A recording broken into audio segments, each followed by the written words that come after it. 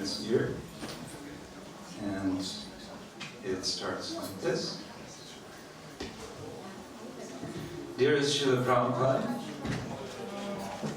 on the occasion of celebrating your glorious appearance in this world, I offer my most humble obeisance and prayers at your lotus feet with these words of reflection. And I've given a title to my reflection, which is Dialogical Vaishnavism. You have delivered to the world a venerable and ancient tradition of devotional dialogue, what I like to call dialogical Vaishnavism. Most of our sacred literature is in the form of dialogue, samvada. Sages speak with kings throughout the Bhagavatam, and the Lord himself speaks with his dear friend Arjuna, the dialogue that comes to be known as Bhagavad Gita. Sri Chaitanya Mahaprabhu speaks with Ramananda Rai, and more recently, Bhaktivinoda Thakur fills his Vaishnava narrative catechism, Jaiva Dharma, with dialogues.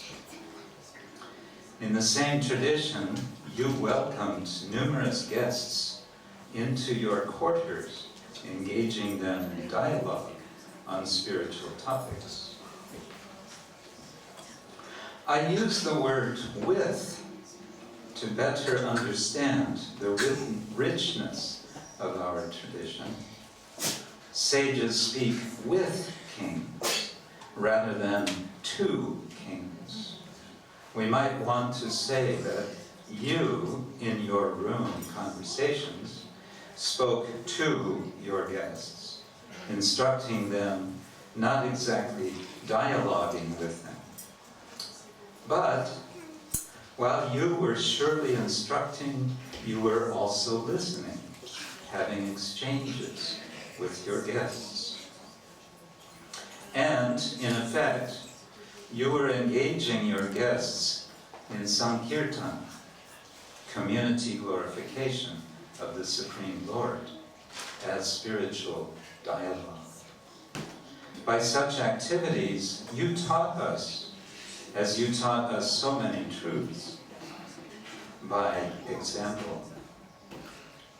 In his extended free verse poem, Remembering Srila Prabhupada, Book 3, Satsvarup Das Goswami wrote of, quote, Harinama on Hippie Hill, quote, on a walk through Golden Gate, they had shown him Hippie Hill. Hold kirtan here, said Swamiji. And on a balmy Sunday, he sent them to the park and joined them, eager to sing. They had a flag for each religion, the blue star of David, the Islam star and crescent, the Vedic Omkara, the Christian cross, and universal Dharma poured forth as Harinam, the trumpet, kartals, and kettle drum. Such a spirit of universalism, that's the last line of the poem, such a spirit of universalism, of inclusivism, has driven the Sankirtan movement from its earliest beginnings in the Nagar Kirtans of Sri Chaitanya Mahaprabhu and his enthusiastic followers, to the early times of your nascent congregation in New York and San Francisco. Everyone who took part in those occasions remembered them fondly, at times wondering if present-day Vaishnava culture, after your departure, has experienced a shift in its collective disposition. Doubtless much of our nostalgia is just that, a creeping sense that something like a child's lost innocence has passed. And yet, in our enthusiasm to participate in this glorious spiritual movement, with your felt blessings, we continue to extend ourselves outward as best we can to attract anyone and everyone to come closer to the Lord, especially through chanting His holy names.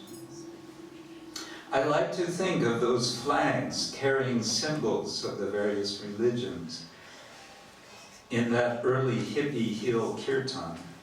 What can we do to foster more of such a spirit, one that is more dialogical?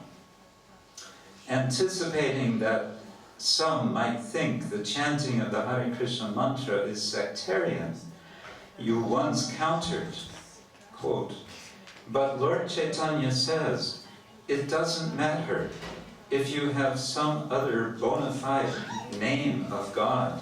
You can chant that, but chant God's name." You then went on to assure your audience, quote, "Do not think this movement is trying to convert you from a Christian to a Hindu. Remain a Christian, a Jew, a Muslim. It doesn't matter," unquote. And then you invited everyone, quote, "But if you really want to perfect your life, then try to develop your dormant love for God. That is the perfection of life."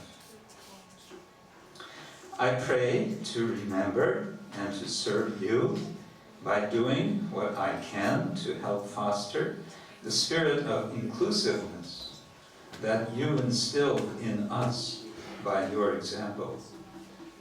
Despite the rumors that atheism increases in popularity, millions of people are firm in their theistic convictions.